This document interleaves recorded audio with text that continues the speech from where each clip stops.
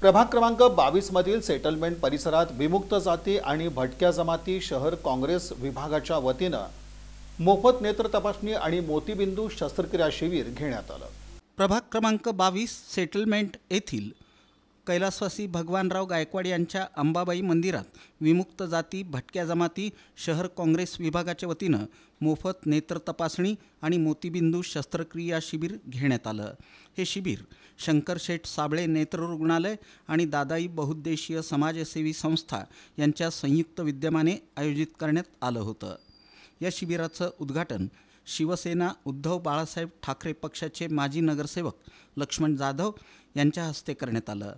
यावेळी नेत्र तंत्रज्ञ महेश पवार, व्हीजेएनटी शहर अध्यक्ष युवराज जाधव, डी ब्लॉक अध्यक्ष देवीदास गायकवाड, दादाई संस्थेचे नारायण जाधव, माजी सरपंच सुनील जाधव, निशांत गायकवाड, रमेश जाधव, अनिल जाधव, संजय गायकवाड, अनिल गायकवाड, पप्पू गारे, परशुराम गायकवाड, ज्ञानेश्वर जाधव, गणेश जाधव, प्रवीण जाधव, निशांत हौसनूर, कुणाल गायकवाड, बजरंग गायकवाड, समीर विजापुरे, सुभाष वाघमारे, कमरुन निसा बागवान, चंदा काळे, मुमताज तांबोळी, सुनीता बेरा, विवेक जाधव, निलेश गायकवाड, सागर गायकवाड, लक्ष्मण जाधव आदी उपस्थित होते।